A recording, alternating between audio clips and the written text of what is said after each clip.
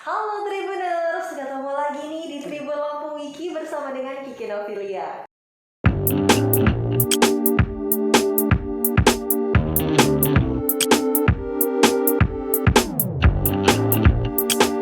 Tribuners kalian gimana nih kabarnya? Semoga sehat dan bahagia selalu ya. Dan hari ini Tribuners kita sudah kedatangan nih founder dari Eternal Dream Studio. Wah, di sebelah kiri Kiki ada Kak Lucky Putra nih. Kak boleh disapa lagi gak nih Kak Tribuners kalian? Namanya Tribuners ya. Halo Tribuners. Oke. Nah buat Tribuners kalian yang suka main game, nah sekarang bakalan banyak nih ya Kak, kita bakalan bahas gitu soal game. Langsung aja kita mulai. Halo Kak Lucky. Halo, Kiki. Gimana nih Kak kabarnya? Ya, lumayan sih. Alhamdulillah baik ya Kak ya. Masih baik. Cuma bosen sih karena di rumah terus kan. Oh iya masih pandemi ya Kak ya. Masih pandemi. Oke, tadi gimana Kak perjalanan ke Tribun Lampung, lancar macet atau jalan? Nyasar sih saya sebenarnya. Oh iya? Di Google Maps harus belok kiri, ternyata di pinggir jalan pas gitu. Waduh, perjuangan nih buat ngobrol sama Tribuners kalian ya. Jadi kalau Lucky emang langsung datang ke sini. Nah, terus Kak, kan kita hari ini bakalan membahas tentang Eternal Dream Studio gitu Kak ya. Nah, mungkin bisa dijelasin dulu kan nih Kak awal mulanya gitu. Itu waktu itu seperti apa sih Kak? Kakak kemudian mendirikan studio ini. Awal mulanya itu dulu sebenarnya dari kuliah sih udah demen game kan. Terus kepikiran mau bikin game tapi belum bisa, jadi kayak otodidak aja belajar bikin sendiri. Terus pengen diseriusin gitu. Jadi singkat cerita setelah lulus kuliah itu juga belum kepikiran diseriusin sih. Cuma waktu itu akhirnya keterima kerja kantoran, jadi kerja kantoran dulu. Terus emang kayaknya nggak cocok kerja kantoran, jadi kayak sambil di kantoran tuh sambil kayak makin serius untuk coba ke game gitu. Sampai akhirnya tahun 2017 tuh ada namanya event Gute Game Jam. Jadi kayak event itu tuh bikin game dalam waktu 3 hari 2 malam di Jakarta. Jadi waktu itu eventnya sih sekalian nasional, kayak cuma dari seluruh Indonesia cuma dipilih 60. Saya iseng aja daftar gitu, ternyata masuk jadi salah satu peserta. Terus berangkat ke Jakarta. Lucunya tuh jadi kan saya bilang sama bos saya terus terang kan, saya mau ke Jakarta mau ikut event game, dikirain nggak bakal dikasih, tapi ternyata dikasih dan dikasih ongkos juga gitu. Jadi kayak bosnya ngedukung sih ini, yaudah saya ke Jakarta gitu. Terus sampai di sana kan itu pertama kali ini ikut event game gitu kan, jadi kayak tapi kan dulu kan aku orangnya introvert ya, kayak nggak suka banget sama orang baru gitu. Tapi di sana tuh ternyata orang game tuh welcome banget gitu, orang-orangnya sini langsung kenalan, langsung berbaur, langsung mingle gitu. Dan singkat cerita dibikin tim, jadi bikin tim. Terus waktu itu game yang buatan tim saya tuh masuk 3 besar gitu sih. Apa namanya waktu itu gamenya Kak? Nah, ya. Kalau nggak, temanya itu nggak usah dulu tentang Bhinneka Tunggal Ika gitu. Namanya tuh kita ngambil dari bahasa Jerman, Folkmir. Kalau nggak salah di translate dari Indonesia tuh jadi kayak Bhinneka Tunggal Ika sih, persatuan gitu ya. Oke, berarti emang dari kuliah ya Kak ya, emang udah suka gitu. Nah, ini kan startupnya itu kan di bagian game gitu ya Kak. Nah, itu yang menarik gitu dari game itu menurut Kak Lucky itu apa sih Kak? Dulu kan saya pernah jadi programmer aplikasi ya, bikinin software toko segala macam gitu. Terus tapi kalau lihat saya di game tuh apa yang menarik tuh buat saya adalah ketika kita bikin sesuatu dan jadi terus orang-orang mainin, terus melihat mereka senang ketawa, itu menurut saya tuh kayak reward tersendiri yang saya nggak dapat di aplikasi gitu. Kalau di aplikasi kan kalau kita bikin aplikasi jalan ya udah gitu, nggak mungkin orang ketawa-ketawa kan pakai aplikasinya gitu. Tapi kalau di game tuh ada suatu reward yang ya itu sih yang saya dapat, ngeliat ekspresi orang main dan ternyata suka sama gamenya gitu. Sebenarnya juga emang karaoke emang suka main game ya kayak? Dari kecil sih ya. Oh, dari kecil. Sejak saya bisa ngingat saya udah megang konsol ya. Game apa waktu itu? Dulu zaman PS1 ya, Harvest Moon gitu. Oke, wah menarik juga ya. Berarti ini emang sebuah hobi ya kayak kemudian. Ya, hobi dari kecil sih. Dan kemudian dikembangin gitu jadi kemudian profesi. Nah terus Kak, kalau misalkan untuk Eternal Dream Studio ini sendiri itu dibentuknya dari kapan? Jadi nggak lama setelah saya pulang dari Jakarta yang ikut event itu, terus saya resign dari kantor saya. Terus waktu itu nekat sih, jadi kayak saya emang dulu programmer tapi karena males jadi nggak ngelanjutin codingnya. Jadi saya ambil 3 bulan tuh untuk belajar coding lagi, bikin game gitu. Jadi kalau nggak salah sekitar September 2017 kita rilis game pertama itu. Waktu itu saya barengan berdua aja sama teman saya gambar, saya sisanya gitu. Rilis game pertama, dan ya saya anggap itu awal mula kita Eternal Dream sih. Jadi 2017 September. 2017. Nah, itu kan sebelumnya kalau Lucky juga emang belajar dulu ya Kak ya, sekitar 3 bulan itu. Nah, itu belajarnya di mana Kak? Otodidak atau gimana? Oke, jadi ini nggak boleh, ini saya agak jahat sih sebenarnya, jadi nggak boleh itu. Jadi setelah saya resign tuh saya nggak bilang sama orang tua saya kalau saya resign gitu. Jadi saya cari kosan, kos-kosan, terus jadi tiap pagi tuh saya pergi pakai pakaian kantor tapi ke kosan gitu untuk belajar. Selama 3 bulan. Jadi kalau untuk belajar sih dari YouTube sama dari course online gitu ya. Karena kan sekarang tuh lebih enak sih, jadi kayak tutorial tuh banyak dapat di Google dan kebanyakan gratis gitu. Oh, berarti lebih otodidak gitu ya Kak ya? Iya, lebih otodidak sih. Nah, itu kan berarti mempelajari sesuatu hal yang baru gitu. Itu kan berarti resikonya memang luar biasa terbuka lebar gitu ya Kak ya? Nah, sempet takut nggak sih Kak Lucky? Iya, sempet kayak misalnya apakah kita bakal bisa ya bikin satu game yang bagus gitu, dan tapi kan dipikirin terus nggak jalan-jalan, ya udahlah coba dulu aja satu game. Itu jadi game yang pertama itu. Ya ketakutan sih pasti ada ya, kayak misalnya gimana kalau misalnya nanti ternyata gagal nih belajarnya, atau kayak ternyata kita timnya cuma berdua terus, kan nggak mungkin dong. Kerjaan kan banyak gitu, nggak mungkin kayak dihandle berdua terus gitu. Ya ketakutan yang kayak gitu sih mungkin dulu pernah kepikiran. Terus gimana kemudian caranya kalau untuk jalanin aja sih. Ya, terus dari game pertama tuh ya kita coba bikin mini game lagi. Terus waktu itu kan saya dapat kontak yang dari event itu, jadi kayak saya sebarin game saya ke mereka, terus ternyata emang mereka tuh kayak support banget sih. Jadi mereka kirim email balasan terus bilang, oh ini gamenya tambahin ini gitu. Ini kayak secara langsung mereka jadi mentor saya juga sih, yang saya kenal di event itu. Dari event itu ya. Oke. Waktu itu pertama kali gamenya yang dibuat sama Kak Lucky apa namanya? Match or Not. Jadi kayak game memory gitu, kayak nyocokin dua gambar yang beda. Oh, waktu itu kan berarti emang baru pertama kali gitu ya untuk buat itu. Berapa lama Kak? Kayaknya sekitar sebulanan gitu sih. Sebulanan berarti termasuk cepat ya Kak? Soalnya kan itu kalau nggak itu tuh sebenarnya game yang saya pelajarin juga kan, kayak dia tutorial gitu. Terus kayak ini kayaknya bisa nih dibuat lagi dengan konsep yang beda dan ada fitur tambahan gitu. Jadi kayak sebenarnya kayak ngambil dari yang 3 bulan saya hasilnya, terus saya ubah dikit gambar sama fitur-fitur yang saya tambahin sih. Gitu. Tapi kalau 1 bulan itu termasuk cepat nggak sih Kak? Iya, sebenarnya cepat sih. Itu apalagi cuma dikerjain sama 2 orang ya? Oke. Waktu itu pembagian tugasnya gimana Kak? Pokoknya teman saya tuh gambar, saya tuh ya sisanya sih kayak ngetes, kayak programming. Waktu itu tuh belum tahu cara marketing, belum tahu cara bisnis, ini lebih ke teknikal sih, kayak yaudah saya programming sama testing terus masukin ke Play Store. Oh yaudah didiemin aja game. Karena nggak tahu gimana cara marketingnya dulu. Begitu. Waduh, berkesan banget ya ini ya berarti perjalanannya. Terus dari kemudian game pertama produksi ke game selanjutnya itu dalam jangka waktu berapa lama Kak?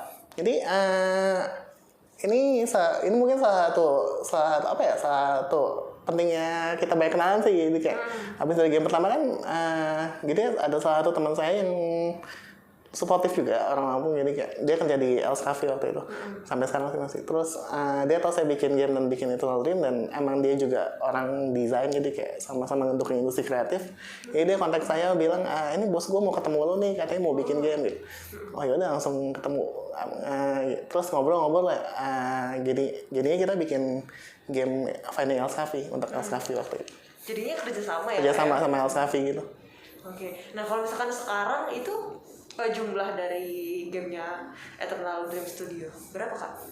Berapa ya, sekitar 7 apa 8 gitu, tapi mini, kebanyakan kayak game-game santai casual gitu sih. Oh, fokusnya ke sana ya, game-game casual. Kita tahu mulai dari tahun kemarin sebenarnya bawa fokus sih. Nah itu setelah pulang dari Telkom Incubation, mungkin nanti kita bakal cerita ke situ. Oke. Waduh, banyak banget ya berarti ternyata perjalanannya ini untuk menuju sampai dengan sekarang. Terus Kak, kalau misalkan untuk membuat suatu game gitu ya Kak ya, itu kira-kira tantangannya kan itu ternyata udah banyak banget tuh sampai 7 sampai 8 sekarang. tantangan-tantantangan dalam membuat game itu apa sih Kak? Kalau dari segi teknikal ya, pertama tim sih, kita butuh tim yang bisa punya talent yang bagus di bidang masing-masing, kayak gambar, kayak bikin musik, kayak bikin story-nya gitu. Terus manage timnya sendiri, kayak misalnya programmernya butuh gambar ini, tapi kan kadang programmer kan nggak bisa ngomongnya kan kurang ya, ini kayak kadang tuh kayak terjadi miskomunikasi, programmernya nungguin aset tapi ternyata belum bilang gitu. Ini kan saya sekarang kayak lebih ke project manager, jadi ngurusin satu project, jadi kayak saya harus kayak jadi jembatan gitu sih kadang, kayak bilangin ke sininya gitu. Sama kalau di teknikal sih masing-masing pasti ada kesulitan ya, kayak misalnya gambar tuh sekarang gambar kita kurang orang sih sebenarnya. Jadi kita hire orang luar. Terus kadang kalau pakai software yang baru tuh butuh adaptasi yang lumayan lama.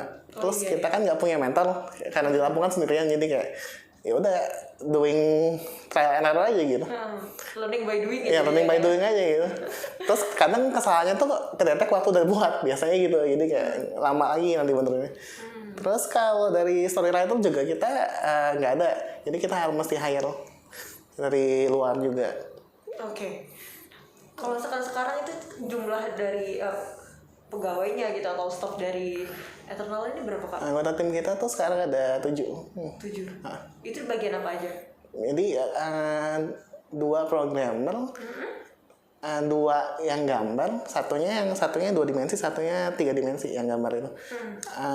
Satunya yang bikin lagu. Terus satunya itu yang konsep game yang ngasih ide. Satunya saya project manager. Oke. Ya, jadi 7. Itu kan 7 orang, tapi ternyata tadi emang masih banyak kekurangan orang ya Kak? Emang sebanyak orang sih.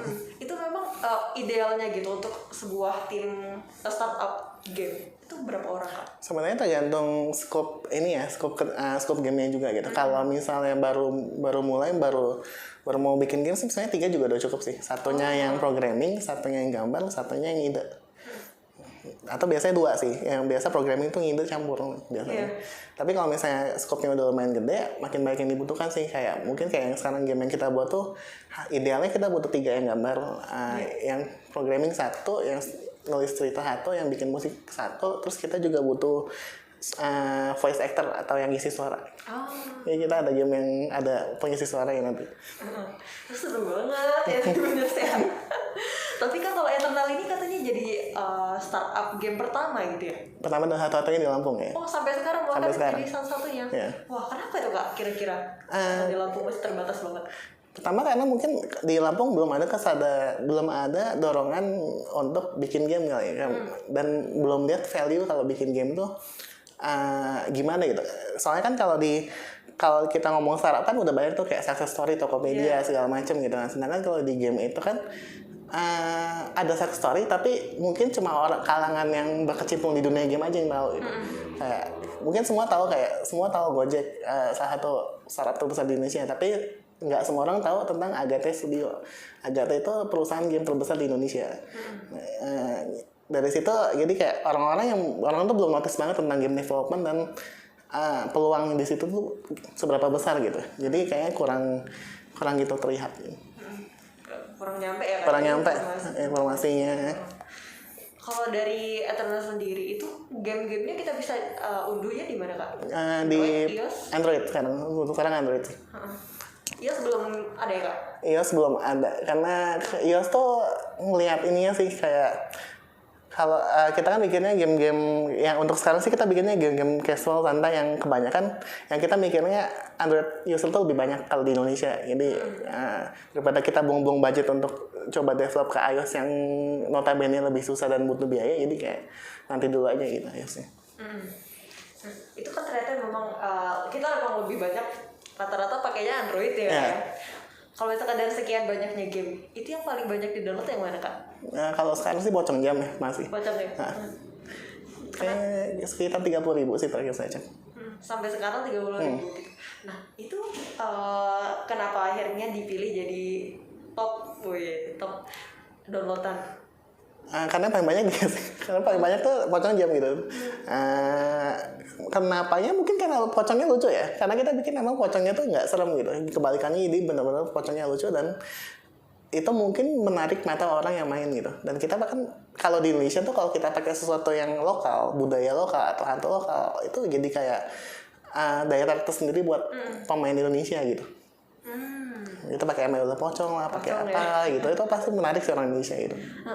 Tapi kan sebelumnya juga Iyo udah pernah ngeliat nih Kak di Play Store itu emang ada beberapa nama pocong jam gitu ya.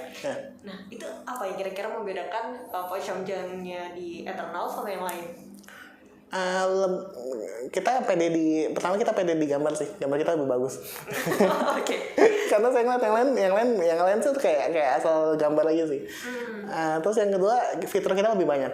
Mungkin kayak saya lihat yang game-game lain tuh sekedar pocongnya lompat doang tapi cuma ngejar skor. Tapi kalau di pocong jam tuh kita punya kayak ada fitur di mana kita pakai pocong terus ada ceritanya. Pocongnya ini kesesat terus kita mesti nganterin pocongnya pulang, terus di perjalanan tuh pocongnya ketemu banyak obstacle kayak buaya, kayak kebakar, dan kalau misalnya kena itu ada animasi sendiri gitu. Sama kita ada micin time, jadi kalau pocongnya kena micin dia bakal mabuk micin.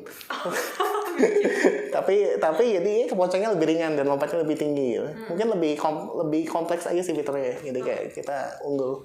Ada level-levelnya gitu nggak Kak? Ada level-levelnya. Sampai berapa? Sampai 10 aja sih sekarang. Oke. Nah itu kira-kira kan banyak banget itu yang download gitu ya. Itu apakah memang selalu diupdate kemudian apa gitu? Nggak, kita udah nggak update. Kita udah nggak update lagi sih sekarang. Ini terakhir kali kita tahun kemarin update. Abis itu udah kayak kita putusin udah nggak bakal update lagi pocong jam. Kenapa? Kita coba bikin lebih ke serius gaming sih. Kan ini kan lebih pocong jam masuknya casual, game santai gitu. Sedangkan kalau lihat dari anggota tim yang sekarang tuh isinya tuh orang-orang yang suka banget sama game-game hardcore atau game-game serius kayak game PC. Jadi kayak sebenarnya di pocong jam sendiri tuh kayak di levelnya itu tuh bukan level untuk gamer casual. Karena kita bikin levelnya itu kan dengan pandangan kita sendiri ya, ini kayaknya gampang deh gitu. Ternyata setelah dites tuh kayak ini susah banget gitu untuk orang-orang yang belum pernah main game gitu. Jadi dari segi perspektif aja kita susah nyamain perspektif kita yang udah banyak main game untuk bikin level yang gampang tuh susah gitu. Jadi mendingan sekarang kita bikin yang benar-benar kita bisa aja gitu. Oke. Emang kalau misalkan untuk target dari pengguna dari Eternal ini sendiri sebenarnya usia berapa sampai berapa sih Kak? Kalau sekarang tuh kita targetin di usia 17 tahun ke atas. Sampai ya semua umur sih. Oke. Nah, itu berarti semua game dari Eternal memang udah nggak ada updatean lagi ya Kak ya? Iya, karena kita lagi belok sih, lagi ngerubah filosofi ya. Jadi kan tahun kemarin tuh kita keterima di Telkom Incubation Bandung. Di situ kan kita benar-benar kayak dikasih mentoring, dikasih cara bikin game yang benar segala macam. Di situ kayak benar-benar kalau misalnya kita mau survive di industri game Indonesia, mendingan bikin game yang bagus banget. Terus kita jualnya ke luar negeri. Karena ternyata orang luar negeri itu sangat suka dengan game Indonesia sih. Oh iya? Ternyata gitu. Ternyata gitu. Kayak mungkin pada tahu Dreadout ya. Dreadout yang hantu itu. Jadi saya dapat data penjualan itu yang Dreadout pertama tuh penjualan paling besar tuh dari Amerika dan China. Sekitar 90% penjualan mereka ke situ. Sedangkan orang Indonesia tuh beli Dreadout paling cuma 1%. Iya. Jadi orang luar tuh lebih appreciation terhadap game Indonesia sih. Sayangnya gitu. Wah, ini jadi pengetahuan baru juga nih buat kita semua ya. Ternyata orang luar itu emang menghargai banget nih hasil karya dari anak bangsa kita. Terus kalau misalkan yang tadi Telkom itu Kak, itu agenda apa sih? Jadi kan Telkom tuh memang punya kayak sebuah incubation startup, tadinya startup aplikasi dan game tuh digabungin. Cuma mungkin karena ada Backcraft ya, kita kan ada Backcraft dulu tuh. Backcraft tuh benar-benar kayak mau ngangkat industri game di Indonesia. Jadinya kayak ternyata startup aplikasi sama game tuh suatu hal yang beda dan nggak bisa digabungin gitu. Makanya dengan bantuan Telkom dibentuklah kayak sebuah inkubasi pertama ya tentang game development, tentang studio game aja gitu. Jadi Telkom bikin startup game itu untuk benar-benar untuk ngedidik orang-orang yang di industri game biar lebih biar biar bisa ngejalanin perusahaan dengan benar gitu. Kan karena rata-rata nih ya, kalau perusahaan game di Indonesia itu rata-rata tuh mereka indie ya, jadi kayak ngejalaninnya suka-suka mereka dan sebisa mereka gitu. Nah, harus ada kayak suatu tatanan atau SOP yang benar gitu, gimana sih cara bikinnya. Nah, di situ kita diajarin sih, dan dipandu dengan si Agate yang perusahaan game terbesar se Indonesia itu. Oke. Itu emang diadain setiap tahun atau gimana? Jadi kalau setahun 2 kali. Setahun 2 kali ternyata. Jadi ini udah masuk ke batch 3. Batch 3 berarti dari tahun kemarin. Dari tahun kemarin ya. Jadi Eternal Dream masuk batch pertama waktu itu. Nah itu berarti kalau misalkan dari Lampung emang cuma Eternal sendirian Kak? Dari Sumatera ya. Dari Sumatera. Dari Sumatera waktu batch pertama cuma Eternal Dream. Nah. Terus saya lihat kemarin batch 2 ada dari Palembang sama Batam juga kalau nggak salah. Itu sebelumnya ada seleksi dulu atau gimana? Ada seleksi dulu. Jadi kalau nggak salah sekitar 30 berapa yang daftar gitu. Terus diseleksi jadi 10 tim yang masuk. Jadi di sana dikasih kantor, dikasih makan, kadang-kadang dikasih makanan gratis. Terus anak kita dikasih uang. Jadi kayak kita udah masuk terus dikasih uang sama Telkom. Total tuh nggak salah per tim kan 3 bulan ya durasinya. Jadi per 3 bulan tuh kita dikasih total sekitar 60 jutaan sama Telkom untuk bikin game. Jadi kayak ini gua kasih duit, lu bikin game yang bagus gitu. Terus diajarin sama mentor-mentor yang profesional gitu. Itu eventnya di Jakarta ya Kak? Di Bandung. Di Bandung. Oke. Nah terus menarik juga nih soal pendanaan gini ya Kak ya. Kalau misalkan mungkin dari berdasarkan juga pasti penasaran nih Kak. Kalau misalkan untuk membuat suatu game gitu ya. Kalau dari Eternal itu pendanaannya seperti apa sih Kak? Kalau sekarang sih masih bootstrap sama dari per project gitu kan. Karena kan kita juga B2B ya, ngelayanin kayak Alscafi mau bikin game kita terima terus dengan deal berapa ya. Sisanya kita bisa buat dana itu untuk puterin ke bikin game yang kita mau sendiri gitu. Yang kayak Pocong Jam itu kan kita yang bikin game yang kita mau sendiri gitu. Pendanaannya sih ya sekarang kurang lebih dari situ sih. Oke. Terus kemudian kalau misalkan untuk dari Eternal sendiri tuh Kak, kira-kira ke depannya tuh udah ada gambaran belum sih? Oh, kira-kira mau ada rancangan nih mau bikin game ini gitu. Ya, ini jadi setelah tahun dari inkubasi Telkom kemarin tuh kan itu benar-benar kayak kalau saya pribadi tuh benar-benar kayak dilurusin lah ya hidupnya gitu, jadi kayak ya jalanin company yang benar tuh kayak gini dengan strategi kalau mau survive kayak gini gitu. Jadi saya punya planning emang, dan ini game pertama kami yang kayaknya paling besar dan paling kompleks sih. Jadi pulang dari Bandung tuh kami kerjasama dengan salah satu studio game di Jakarta namanya Niji Games. Jadi waktu di Bandung itu kami bikin game yang namanya Menggapai Matahari. Ternyata setelah di market test ini kurang bagus gitu gamenya. Tapi si Niji Games ngelihat ini bisa dibenerin gitu. Jadi ya kita kolaborasi dan Niji ngebantu kita untuk ngebenerin semua yang kurang kayak cerita, kayak gambar gitu. Dan sekarang kita buat ulang dan ya kita lagi garap itu sekarang. Jadi kedepannya pertama kita bakal bikin yang visual novel, genre yang game-game yang lumayan hardcore, lumayan berat gitu. Dan kedepannya kita bakal belok ke PC sih, game PC, game komputer. Kita nggak rilis mobile lagi. Oke. Itu kalau misalkan untuk marketnya sendiri, apakah memang lebih besar dari di PC itu apa? Sebenarnya kalau dari segi market malah gedean di mobile sih. Tapi kalau saya pribadi tuh ngeliatnya gini, kalau market mobile tuh kayak pasar yang campur aduk gitu, kayak kita tuh saingannya langsung sama Tencent yang PUBG segala macam gitu, dan orang-orang di gamer mobile tuh ngikutin tren kan sekarang tuh Among Us, nah kan pada main Among Us nih, nanti ada apa lagi pada main, apalagi market Indonesia itu tuh kayak ya udah ngikutin apa yang lagi tren aja, musiman aja gitu. Nah, kalau di PC mungkin emang kayak usernya itu lebih dikit sebenarnya, cuma mereka siap keluar duit. Kan game PC kan mahal-mahal ya, kayak 200.000, 300.000 gitu. Jadi walaupun mungkin marketnya nggak sebesar mobile, tapi dari segi kesiapan keluar duitnya yang bagusan PC. Gamer mobile tuh kan kadang mungkin gratisan gitu. Iya. Kalau bisa gratis kenapa mesti keluar duit gitu? Kalau bisa gua hack kenapa harus gua bayar gitu, biasa gitu. Iya benar banget. Kalau game PC tuh udah ada appreciation untuk karya sih kalau saya lihatnya sekarang. Udah ada gambaran belum Kak? Kira-kira itu bakalan di launching kapan? Kalau Menggapai Matahari kita bakal launching di Februari 2021 kalau lancar ya. Biasa kalau waktu pembuatan molor-molor aja sih. Oke. Apa sih Kak yang biasa bikin molor gitu? Biasa tuh ini ternyata kayak misalnya fitur ini bisa kerjain dalam waktu 2 hari. Oh ternyata karena ada suatu hal, error atau sebagainya, jadi seminggu gitu. Atau kayak gambar ini harusnya bisa selesai dalam waktu 3 hari. Oh tapi ternyata animasinya lebih ribet, jadi lebih panjang lagi. Gitu. Lebih ke teknis ya kayak? Lebih ke teknis sih biasanya. Nah itu kan perbaikan-perbaikan itu untuk mencapai suatu game yang memang bisa dimainkan dengan baik gitu ya untuk oleh pengguna.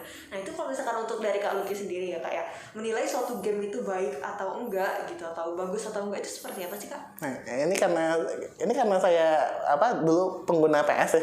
Jadi saya tuh punya ideologi kalau game itu sebuah mahakarya ya, dimana kan bikin suara tuh susah, bikin musik tuh susah, bikin gambar yang bagus susah, bikin story yang bagus susah gitu. Jadi kayak semua unsur susah dipaduin jadilah game gitu. Jadi kalau saya tuh ngelihat game yang bagus tuh adalah game dimana orang-orang yang main tuh ngerasa tersampaikan pengalaman bermainnya gitu. Misalnya kan kayak kita bikin game simulasi kafe, itu kan pengalaman yang mau disampaikan, berarti kan kita gimana cara kita punya kafe dan manage-nya gitu. Kalau pengalaman bermain itu tersampaikan, menurut saya itu game yang bagus sih. Karena bikin game tuh sebenarnya nggak asal bikin, tapi kayak semua developer tuh pengen nyampe sesuatu ke pemainnya gitu. Itu ya biar pesannya juga nyampe gitu ya pesan nyampe gitu sama pengguna gitu. Nah tapi kalau misalkan di situasi pandemi seperti saat ini gitu Kak, itu kan emang semua orang rata-rata pada menghabiskan waktunya di rumah gitu ya, waktunya untuk bermain ponsel gitu kan lebih banyak ya Kak ya.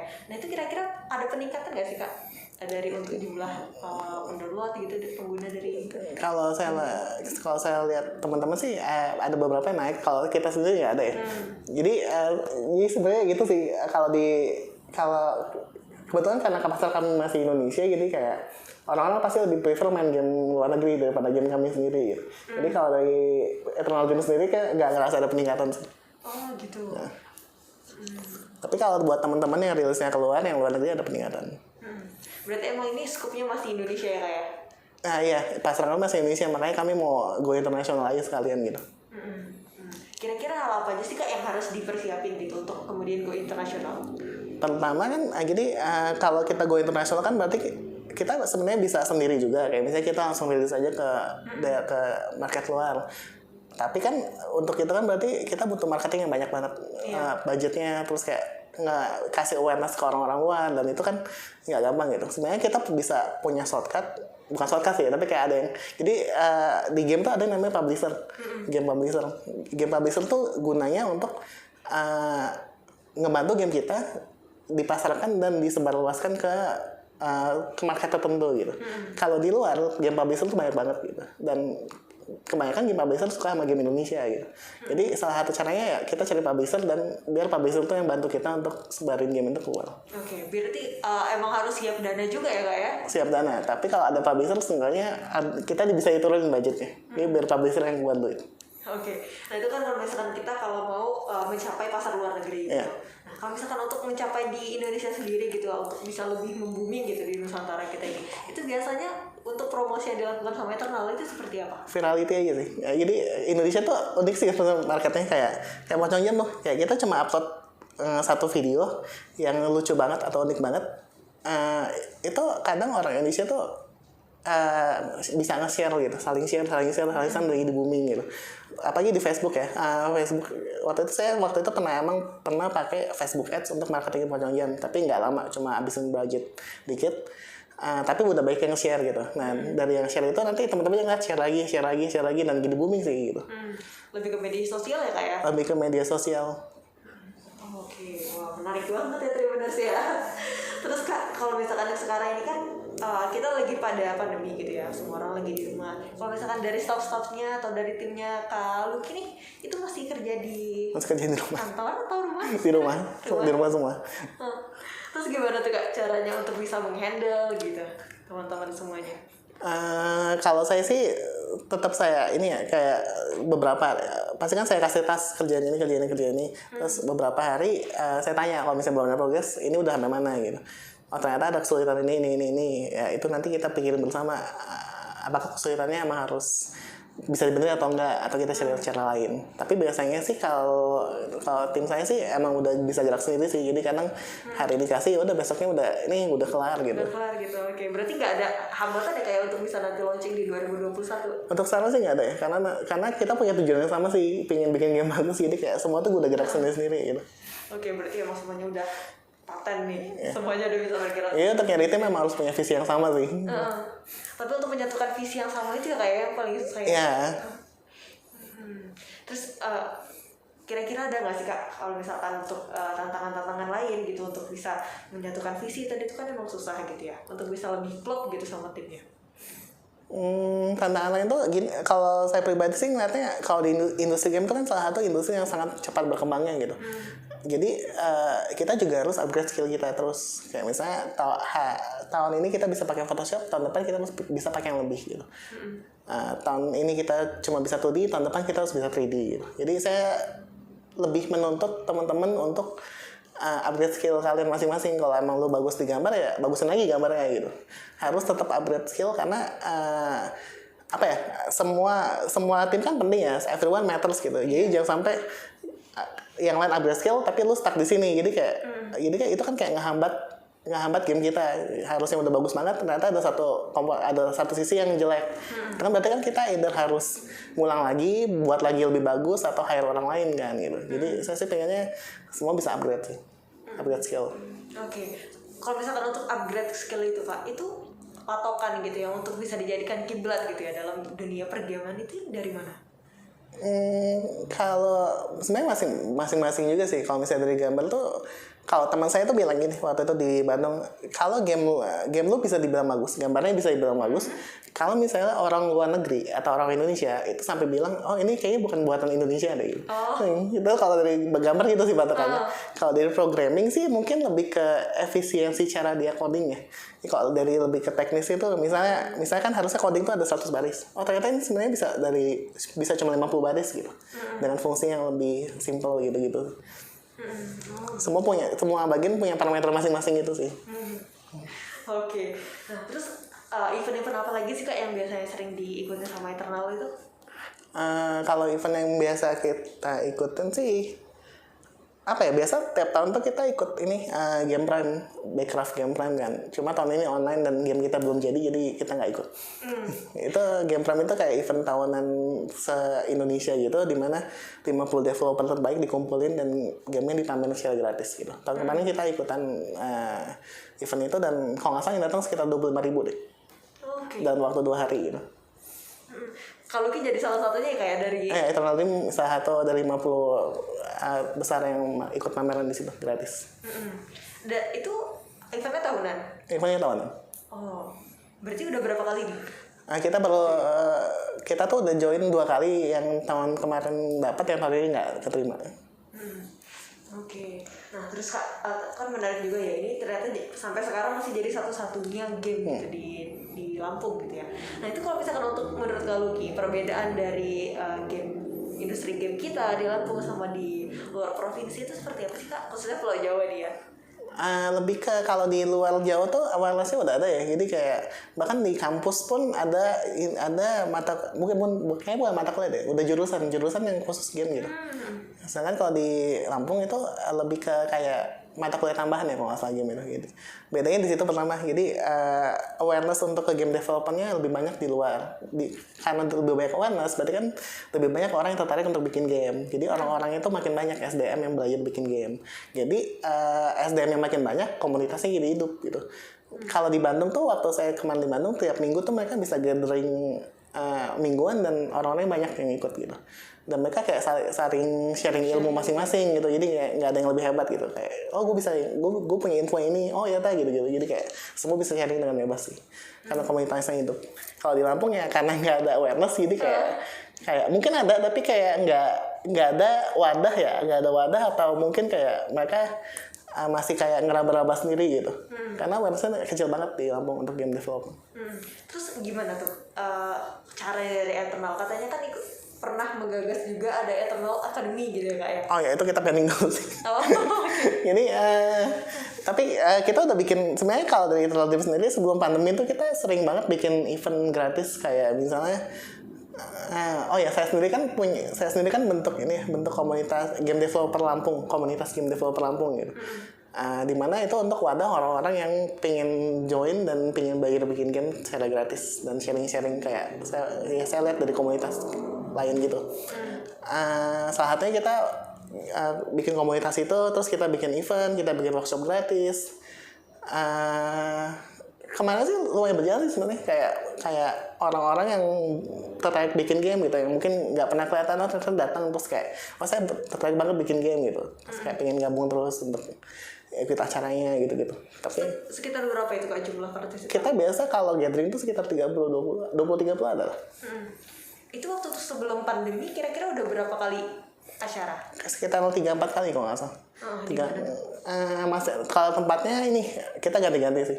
Jadi di mana ada tempat yang proper untuk bikin event ya kita bikin event di situ. Wah, keren banget ya. Terus kira-kira nih Kak, kan kalau misalkan sekarang lebih ke online gitu ya, itu mungkin nggak sih Kak untuk dijalanin gitu? Susah sih. Susah ya. Susahnya gimana ya? Soalnya kan ya namanya juga kalau kita lempar grup WA kan pasti nggak ada yang balas kan, biasanya kan cuma dibaca doang gitu. Terus kayak untuk kayak ngumpulin orang-orang kayaknya agak susah sih untuk online ya. Karena di grup itu sebenarnya banyak, kayak ada 70-an, tapi yang datang itu aja gitu. Jadi mungkin kalaupun kita bikin online kayak via Zoom atau apa, mungkin saya kira-kira mungkin cuma 10 atau 20 sih yang ikutan. Tapi nggak enak itu kan karena nggak tatap muka, jadi kayak mungkin informasi yang bisa kita dengan mudah sampaikan lewat tatap muka gitu, agak susah kalau lewat online gitu. Agak bingung juga Agak bingung juga. Ini apa nih Kak? Ya gitu. Dan mungkin kan kayak orang baru kan ini apaan sih gitu kan, belum tahu kan gitu. Oke, wah keren banget. Terus nih Kak, sejauh ini nih karirnya Kak Lucky sebagai pendiri startup game gitu sampai sekarang, kira-kira keluarga dukung nggak sih Kak? Gimana ya? Ini sebenarnya cinta keluarga saya sendiri mungkin kayak nggak tahu saya ini ngapain gitu. Karena saya orangnya nggak tertutup sama keluarga, jadi kayak intinya kalau as long as kerja yang bener ya udah gitu. Kalau keluarga tahu itu sih. Jadi waktu saya baru keluar dari Chandra kan mungkin dari tempat kerja saya lama, saya dulu kerja di Chandra, keluarga kan kayak itu kan saya tutupin dulu kan sampai akhirnya ketahuan.